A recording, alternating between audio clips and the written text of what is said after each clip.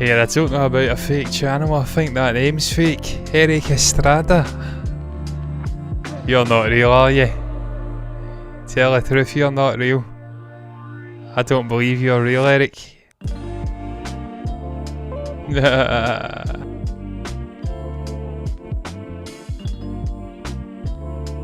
I'm just so impressed with the Glockenspiel game and this song that I simply can't fucking end it. It's just incredible. Glockenspiel game.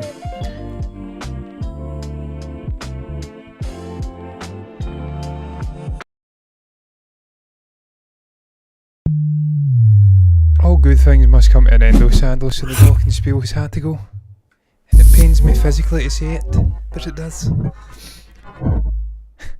Well, hello and welcome into this Tuesday's movie news. I am Jonathan C. Walsh, here to speak about the world of Hollywood tonight. Movies. Sadly, not Sacred Games. I am still editing Sacred Games as we speak. I was literally leaving this show, getting ready to do it, until the last fucking moment, because I am in the process of editing Sacred Games. It's a long edit. Those episodes be long, man. They don't feel long when you're watching them, but fuck me, they feel long when you're editing them. So that'll be coming, more than likely tomorrow, if Netflix don't act the prick, for lack of a better word. The obtuse, deviant, if you're more, vocabulary. Blessed with great vocabulary. There you go. But look, anyway, I'm here to speak about movie news. And as you can see, one Taika Waititi and the proper movie critics have bailed me out of a right hole, because I was toiling mightily to find movie news tonight. And then I seen this. The reviews are in for Thor: Love and Thunder. And I thought, you know what, fuck it. We shall speaketh about Thor: Love and Thunder. I'm going to take these glasses off, because one, I don't need them from here, and two, I'm going to have a mark in my nose. Two, you can see the ring lights. I've got a little mini ring light here which is filling in, and I will, as I often like to do, just show you how important that light is. It's a very small light, but it acts in a very important manner to stop the half moon look. And I've got a fucking Neil Armstrong moonlight over here that would blind Stevie Wonder if he wasn't already blind. So yeah, that aside, glasses are off. I'm here to speak about movie news. Thor: Love and Thunder reviews are in. There has been a select few chosen by Screen Rant, and I'm going to pour over them with these eyeballs. I'm going to deconstruct it as I go and see what my thoughts are on their thoughts on a movie. It's all very Inception. Very Inception. But we'll get right into it. Ben Kendrick's Screen Rant. Of course, this is not ranked, these reviews, that is, in terms of writing ability, in terms of their standing in the industry. They're simply putting Ben in first because it's a Screen Rant website that it's the Screen Rant website, a Screen Rant article that I am using to pour through these reviews, and they're putting their own writer at the top of the list, which they're entitled to do. But look, I'm sure Ben's a great writer. We'll see what his thoughts were on it. He's certainly better than me, because he has seen the movie and he's got his review out before I even have the chance to buy a fucking ticket. So Ben is winning in life just now. Ultimately, Waititi ups the ante in Thor: Love and Thunder, delivering a film that is just as moving as it is funny. That's basic level Taika Waititi, isn't it? Now you come to expect it from a man. I've often says that Taika can do that in one scene. Not even a movie, one scene. He can move you tremendously and then have you laughing. Or he can have you laughing and then move you tremendously 10 seconds later. There is not a better director in the game just now at making you cry, laugh, booting you in the balls, all in the one scene. That's what we love about Taika. So that doesn't surprise me. He's managed to deliver a movie with those sort of core elements. Waititi once again lays in. I'm concerned about something brushing against my leg. You will never know how concerned I am that there is something brushing against my leg. There shouldn't be something under there, and yet there is. Jack Tapozzi, Thor: Love and Thunder is new Bat and Robin, George Clooney. Oh, for fuck's sake, don't say that. Thor Love and Thunder is the new bat. Yeah, you've said it twice. Don't say nothing can ever be Joel Schumacher. Superhero movie bad. Nothing can be that bad. Although, to be fair, you have got Christian Bale in there. By all accounts, a really dark performance, but the limited stuff that I've seen of him in the trailers looks interesting. That's the best thing I can say about it. He looks camp as hell, man. It looks like Jim Carrey in Batman Forever, I think he was in. So you may have a point. We'll find out. I trust Waititi though, Jactor. I trust him when we get in the theatre. I trust him to get the balance right. It will be silly. It's inevitable. But there will be something deep under there. I'm certain of it. I'm hoping for it. Because I love Thor as a character. I've went on a journey with this man. His story. He's been through the whole human lexicon. The guy. In the last 3 movies alone. So I want to see him succeed. And for me, this is a precursor to Guardians 3. Which I feel is going to be momentous. And Chris Pratt's been out speaking about that. I'll get on to that in the next topic of this show tonight. But as you can see here, he says Waititi once again lays an uproarious comedy baseline. But unlike with Ragnarok, the filmmaker also waves in a genuinely affecting message about life and love. It's a message that in the end informs and evolves the titular character and his ex-girlfriend turned superhero, paying off a decade-long storyline and establishing interesting new threads that can stretch into future MCU films. I don't know what that means. Is that for Thor? Is that for Jane? I thought she was supposed to have cancer. She was dying. By using the power, she was making herself ill. She has to pick. She either dies with cancer or she gives up the power and can survive. I thought that's what went on in the actual comic book story. But if she survives, then so be it. That's absolutely fine. I've always loved the aspect of Thor that I've loved the most in the Lord knows how many movies he's gave us now. Obviously he's gave us 4 as we stand. I think we're going into a 5th. Is that right? 4th? 4 Dark World, Ragnarok, and then this year 4th. 4 titular, 4 movies, but in the MCU in general, in its greater scheme of things, is the sort of worthy not worthy thing. This continual battle internally about his worthiness living up to his father. That's the one aspect I've really enjoyed of the character. And the sort of bickering with him and Loki, and then obviously Hela comes in and slaps the two of them around. That's the most interesting thing with Thor. And it seems like they're doing that again in this movie. Jane comes in, she's obviously worthy of wielding Mjolnir. He's not at that moment. He's using Stormbreaker. Just, it's that continuing theme that we've seen again and again, but it's so well handled. And it's one of the aspects I enjoy a lot. Caitlin Chappelle of ZPR said, for those who were not fans of Thor's more comedic treatment in Ragnarok, Love and Thunder may feel disappointingly familiar. I don't know anyone who didn't like the more comedic side to Ragnarok. I thought everyone was quite universal. I'm sure there's the odd person who didn't like it, but I think there was universal praise of the new direction, of the reinvigoration of the role for Hemsworth, because he was getting bogged down with it. It was getting samey. He loved the sort of freedom that Waititi bestowed upon him, ad-libbing and stuff on the set. So I don't know if many people were disappointed by Ragnarok, and then as an extension will then be disappointed by this as a result of the same tone. I'm sure they're out there. There are also moments that are primarily there for a recap, but even then, it's done in a tongue-in-cheek way that's entertaining. Meanwhile, those who love seeing this side of a self-proclaimed strongest Avenger, it's not self-proclaimed, he is one of the strongest fucking Avengers. Only Hulk is stronger, because there is no limit to Hulk's strength. Hulk can only be as strong as how angry he is. So, he's right to say he's the strongest Avenger, because he's fucking right up there.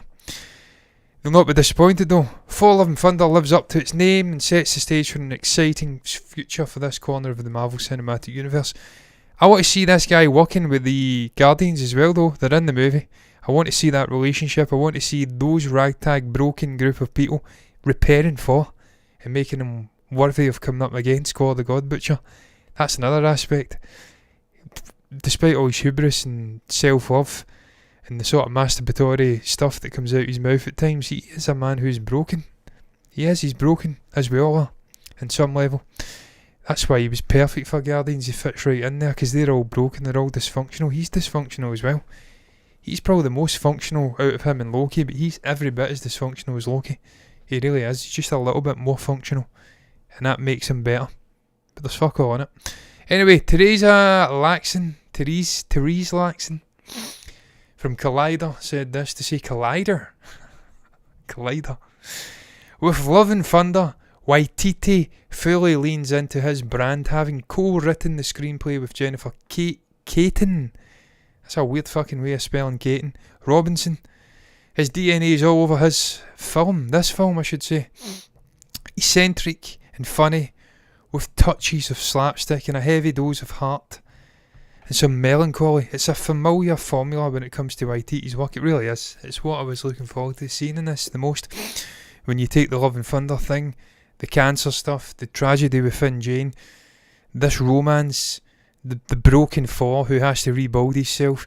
I couldn't think of a better director to give us that, and then I couldn't think of a better director to give us an extension of Guardians in this universe outside of James Gunn than Taika Waititi. He knows how to use good music in his movies, and he just knows how to delve into the dark recesses of the human condition, whilst also giving us great humour. So that's something I was really looking forward to seeing him doing, the melancholy mixed with the heart, the humour.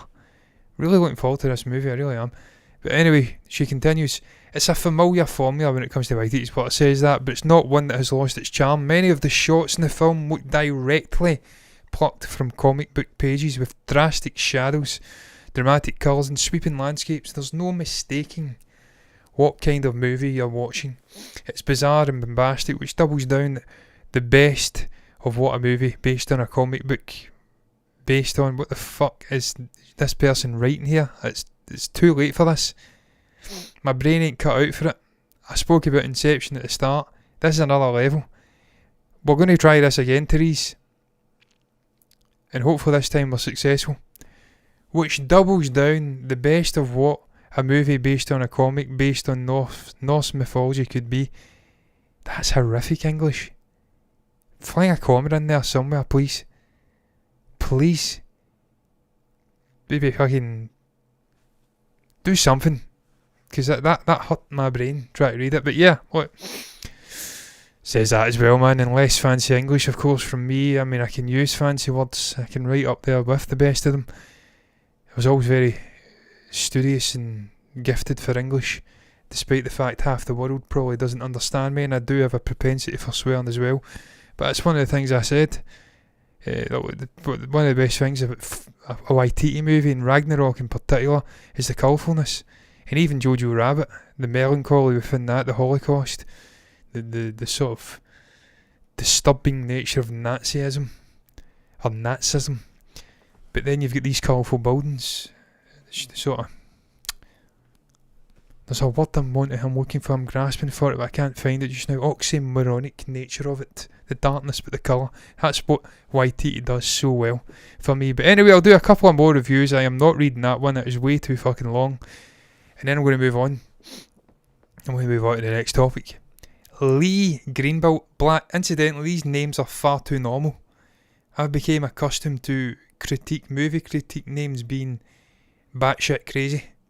Like they've just plucked it from a fucking generator. Lee, I should say, I can't even see it. Lee Greenblatt, far too ordinary. Get your shit together, Entertainment Weekly, you can do better. But this is what she's had to say. Even in Valhalla, or Paradise City, though there is still love and loss, Thor dutifully delivers both in catharsis and a climax that inevitably doubles as a setup for the next instalment. So we're getting more Thor. It's confirmed. You've heard it here. Probably 12th or 500th on YouTube. I'll not say first. More and more, this cinematic universe feels simultaneously too big to fail and too wide to support the weight of its own endless machinations. None of it necessarily makes any more sense in Waititi's hands, but at least somebody's having fun. That's long and winded. It's a long and winded way of saying it doubles down for a setup to the next movie, and that Lee here clearly fucking dislikes the MCU and how big and how grandiose it's becoming, they want it all to end. Well, it's not going to end. So get it out of you. This is the last one I'm going to read. I'm going to read this one here. Hollywood Reporter, then I'm going to move the fuck on. I'll give my thoughts, my general anticipation for this movie, and then I'm going to move on to more MCU related goodness. And then I'm going to end prematurely because I'm not talking about Avatar. I'll give my thoughts on Avatar before I move on to the next topic. That last topic's already cut. I can feel it in my bones, I ain't getting there. But Hollywood Reporter, and it's short as fuck anyway. David Rooney, again, that could be Scottish or Irish, that's a very plain name. What has happened to the critiques? Alonso Duralde.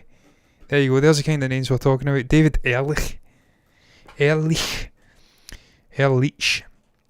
Anyway, fuck them. Hollywood Reporter. More than most recent MCU movies, the screenplay by Waititi and Jennifer Caton Robinson shows a crisis of imagination, too often relying on easy laughs from cross-cultural references. Cog keeps getting Jane's name wrong, calling her Jane Fonda or Jodie Foster. See, I'd love that shit, I eat that up, but clearly I'm not as well-rounded or cultured as David Rooney, so yeah, horses for courses. Kitschy pop, Enya Rabba.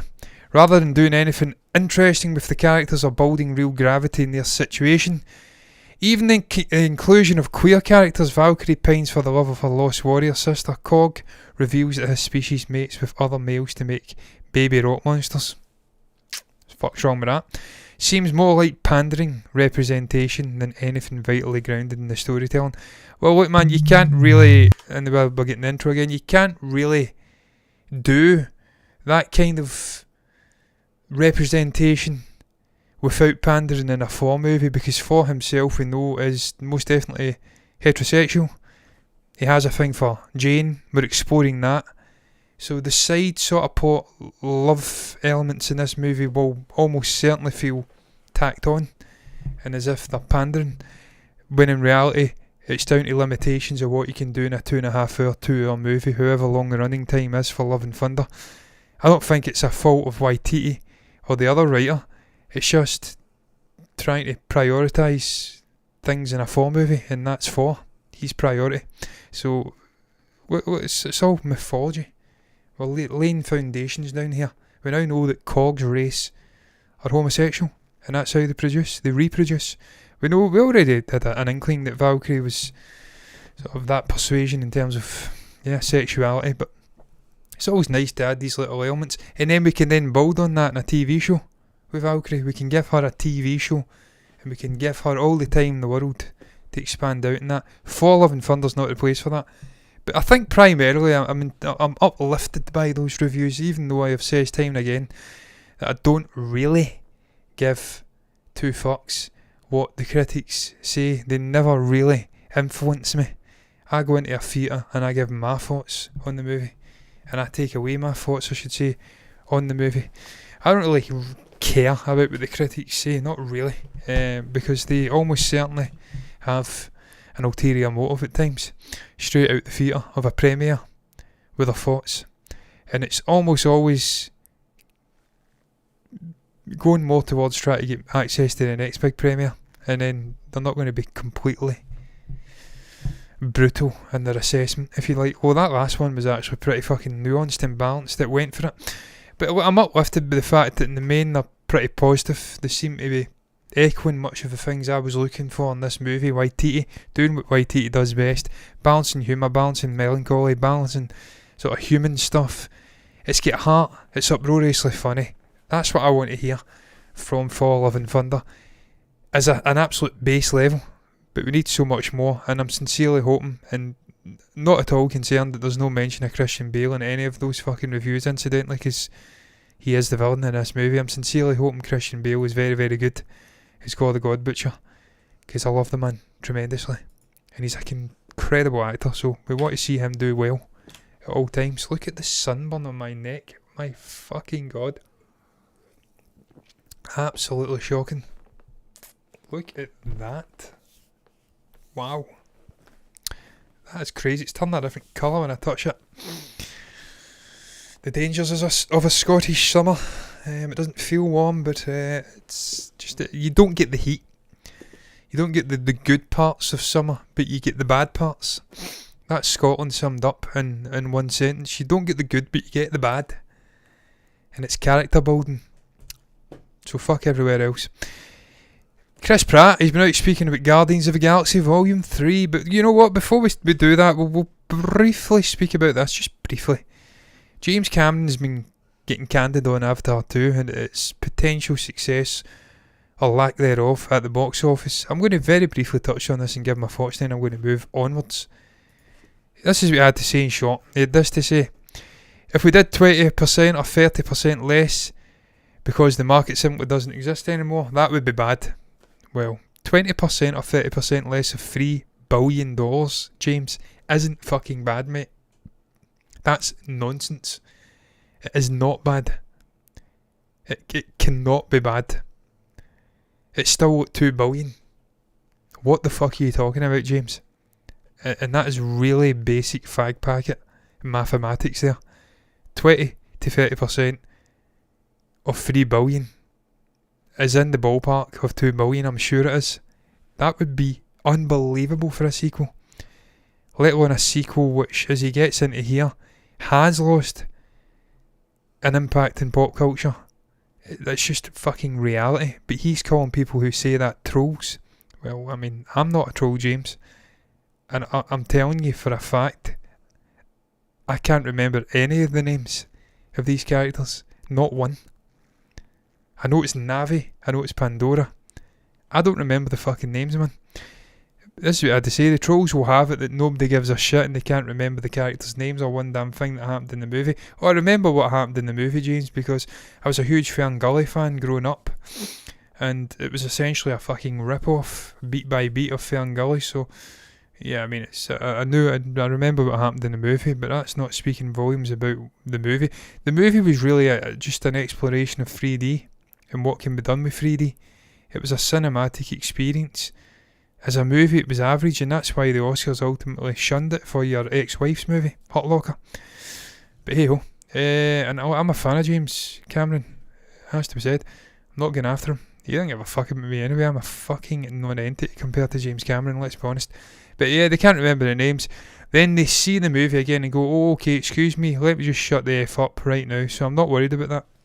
Well, yeah, because you mentioned it.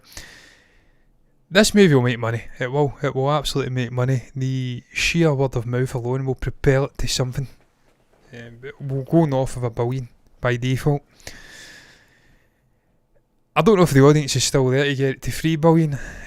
You could argue it is because we got Endgame to nigh on 3 billion just like 2 years ago. So there is audience there. If the movie's there and it compels them and enough people want to go out and watch it, then it will make money.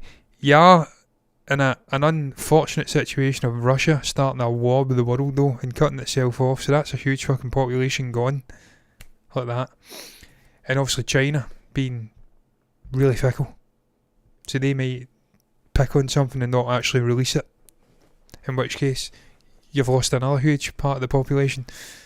And I don't think there's enough people in Europe, in Asia sans China, and in the North America and South American region to get you 3 billion.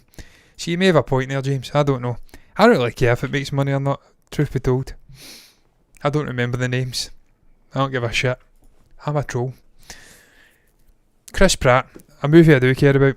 He's been out speaking, as you can see there, in a shocking twist. Of course he's going to hype it. He's in the fucking movie. Why would they not hype it? It would be sabotage on a movie that you are the leading man in, and which is going to contribute greatly to your wealth. It'd be sabotage for you to go after it and say, this movie's shit, don't go and watch it. Of course he's going to praise it, man. But I want to see what he's said anyway, because, yes, and I've already seen what he said. I've read it. What am I doing here? Anyway, I'll read it again. This they say, really just praising James Gunn. It's fantastic. James Gunn just watched a rough assembly the other day. I called him yesterday, we FaceTimed, and he's very, very proud of the work that everyone's done. He said it's the best work all of us have ever done. Well, we'll see about that, Chris. Because it was an experience for me, 2014 movie. It was one of my best cinematic experiences. So you've got fucking a high bar to topple. Very high indeed. So we'll see about that. It's the best I've ever done. He feels very, very confident. The script was amazing. And I can say with utter confidence that he's made a true masterpiece. Have you actually watched it then, Chris? Because you said that James had watched it. And I just cannot wait for people to see it. It's James Gunn. He did all 3 movies, which is really rare and really special in the world of big box office trilogies. Is it really though? Is it? Who the hell was it? Why am I blanking on his name? Who did Planet of the Apes? He done 3 movies.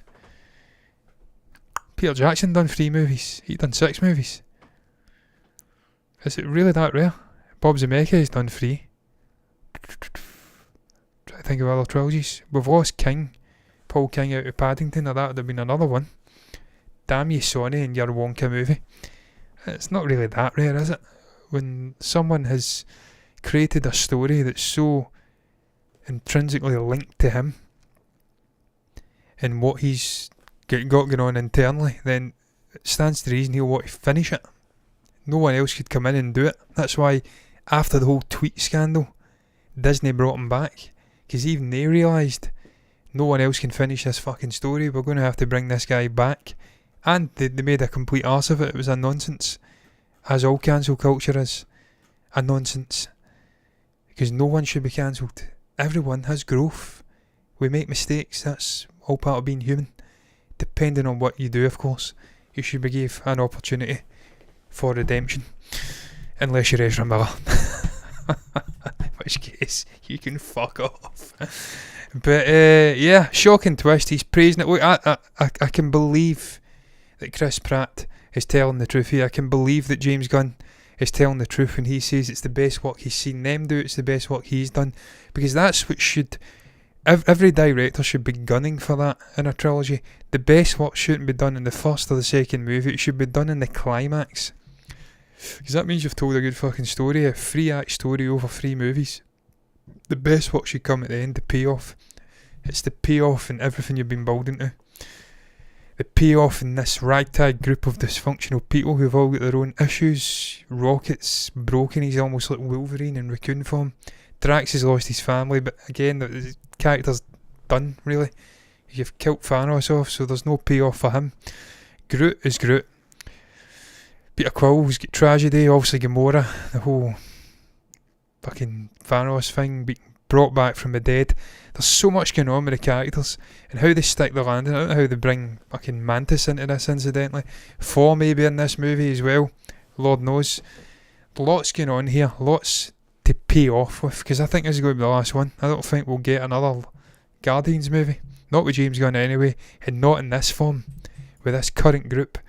So this is a big, big movie, and I can believe that the best work's been done, because they all clearly intensely love the characters, they love the story, they've connected to it, and they want to succeed in telling this story. They want it to be as enriching and as enjoyable for the audience as possible. So I'm fucking looking forward to seeing this movie, man. I'm looking forward to seeing Chris Pratt as Star-Lord. All of those bitches on social media that want to cancel Chris, that want him recast because he's maybe not of the same political persuasion, or he believes in some Christian faith, they can fuck off. We're all different. You don't have to like what he believes in, but that doesn't mean he's cancelled or he deserves to be recast. Fuck off. I want to see Chris Pratt playing Peter Quill, and we will get to see him play Peter Quill, and I hope he survives and plays Peter Quill for many years to come, because he's a great character and he deserves a future. But look, man, I'm moving on. I don't know why I'm talking about this. You know what, I may actually move on from this and end the show with the next topic. It's a long and winded article. They're telling us things we already know here. Sony have got a great deal with Marvel. They get to have the brilliance of Kevin Feige come in and overlook their movies as a producer. They get to keep the rights to the character. It's a win-win for both sides. They both get what they want out of it. Marvel get to have a great fucking young, vibrant actor in Tom Holland playing one of the greatest comic book characters ever created from the brilliance of Stan Lee and Peter Parker and Spider-Man everyone's a winner, baby. That's the truth. And they're not going to give it up. Not when the movies are making north of $1 billion. So I think, in a sense, he's saying it's going to continue. We're going to get more of a good thing. Speaking the obvious, in a sense. And I'm glad we're continuing. I want to see Miles Morales in the Spider-Man universe because he's a vibrant, brilliant character, but it's different to Peter Parker. I want to see maybe even Spider-Gwen. Fuck knows, if you want to really do it different, bring Spider-Gwen in. Keep Peter Parker in the MCU. He has been given the glasses by Tony Stark.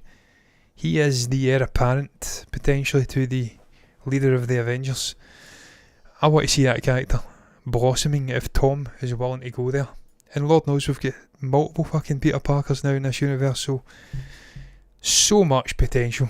So much potential for the Sony side of things and Team Marvel if they just keep things going the way they're going. But look, Jordan Peele has been out speaking about Nope. He's been out speaking about the real meaning of Nope. Yes, it's an alien abduction movie, it's UFOs, there's all this shit going on. Maybe not even abduction, but it is. We know in the fucking trailer, a woman gets sucked into the sky. She's been abducted.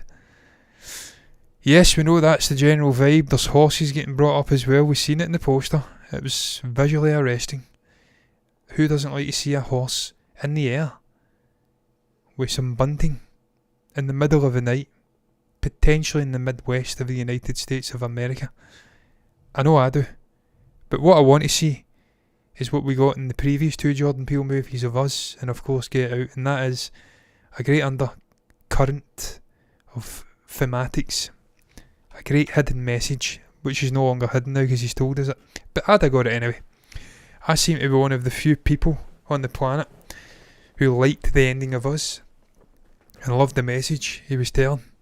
But I'm not going to get into that again. Every time I fucking speak about Jordan Peele, I inevitably speak about Us, and I speak about the ending and how I got it, and no one really cares about that. So yeah, we'll get rid of that, whatever the fuck it was, and we'll bring this up, the quote. And he was speaking to Slash Film. No, according to Empire, Viasat. No, it was Slash Film. This is what he said when he was asked what Nope was about. He says, nope. No. He also nope, he says, no, I can't answer it. And he says, no, I can't answer this. If I can't, I'm in the wrong place. Am I not? I started off wanting to make a film that would put an audience in the immersive experience of being in the presence of a UFO. And I wanted to make a spectacle, something that would promote my favourite art form and my favourite way of watching that art form, the theatrical experience. As I started writing the script, I started to dig into the nature of spectacle, our addiction to spectacle, and the insidious nature of attention. So that's what it's about, and it's about a brother and sister and healing their relationship. I fucking love this. I love this, what he's doing here. This is more pertinent, more potent now than ever. Attention, spectacle. We've just had a shooting, a 4th of July march. We're seeing more and more mass shootings over in the States. We've had a shooting in Norway. We've had someone drive onto a street, and I believe it was Berlin, and knock people down. The insidious nature of attention. This is something that has been effervescent, is that the right word? Always present in society, always present within humankind, if you like, this desire for attention. But there is an insidious side to it. There's a darkness in it. People will almost certainly use spectacle for nefarious deeds and to get notoriety. So I love the fact that this great mind, this great director is digging into this, and he's using UFO sort of things as a screen. Sort of, what would you call it? Yeah, a screen, that's the best word I can come up with. Sort of smoke screen to tell us our story.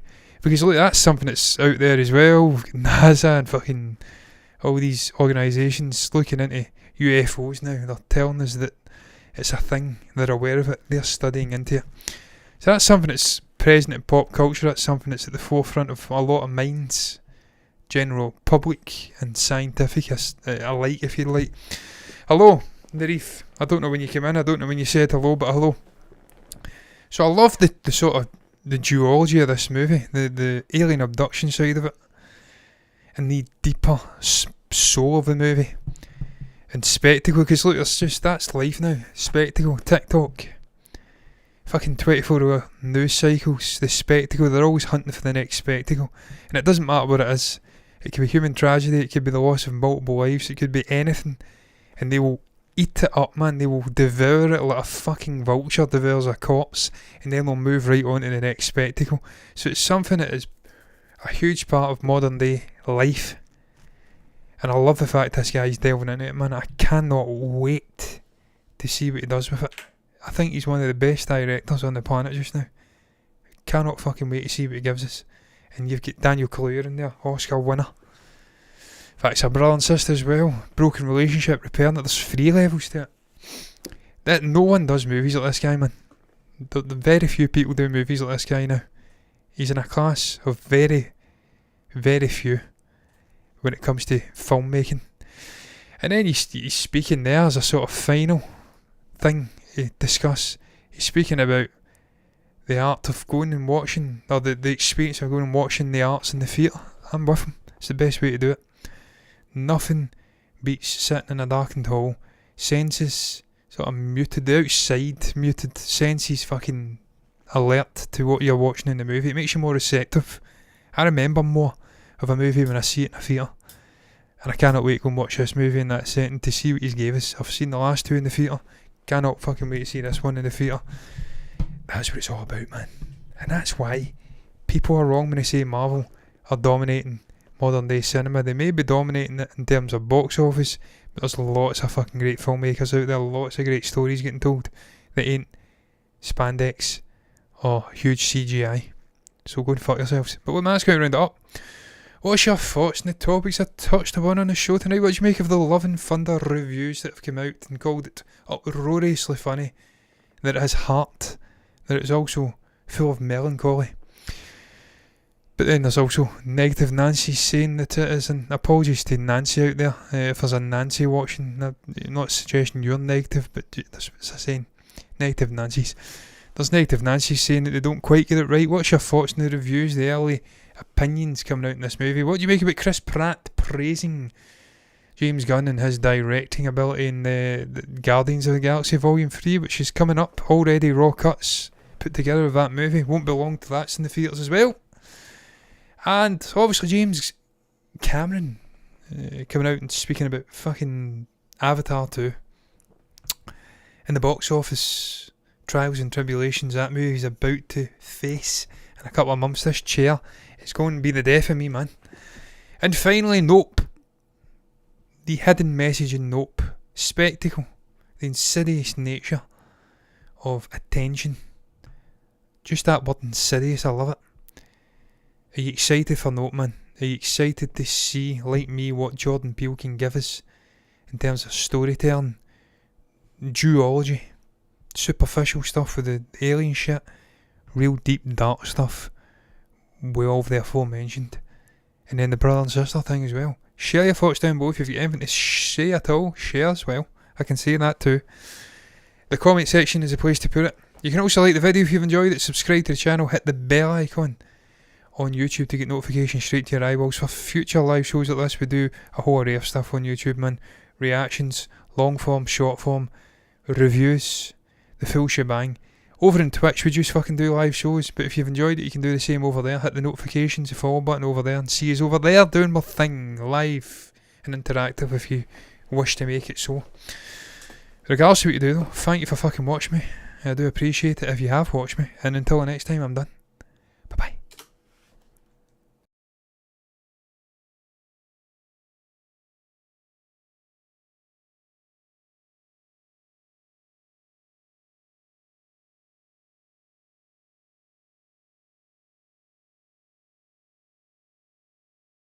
And that will officially be the last time you see that end screen outro. So enjoy it. Take it in. And now it's gone.